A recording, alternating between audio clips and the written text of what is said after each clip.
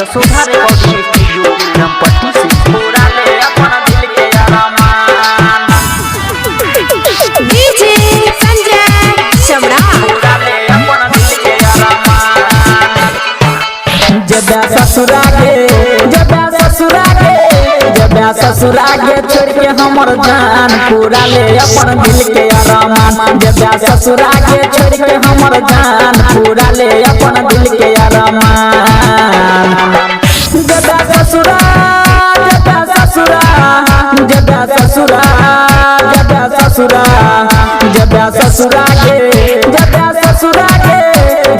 ससुरा के छोड़ के हमर जान पूरा ले अपन दिल के अरमान जब ससुरा के छोड़ के हमर जान पूरा ले अपन दिल के अरमान पूरा ले अपना दिल के अरमान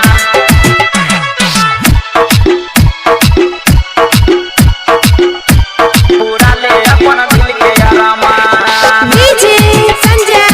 शमरा ये रोजा मिलै छलही हर के काट बड याद एतो पहिला वाला बात रोजा मिलै छलही हर के काट बड याद एतो पहिला वाला बात ये हमर जीवन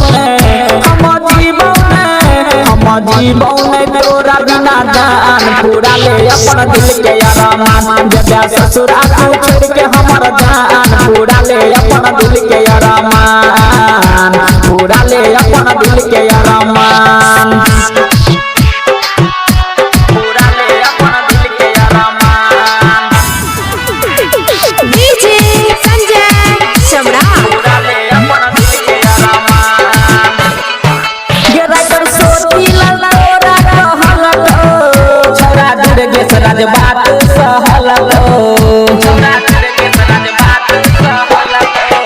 राइटर सोती ललोरा कहल तो छोरा दी पूरा बात सहल तो ये अजय अकेला तोर लहरान पूरा दे ओकर दिल के अरमान जब ससुरा को छोड़ के हमर जान पूरा ले अपन दिल के अरमान पूरा ले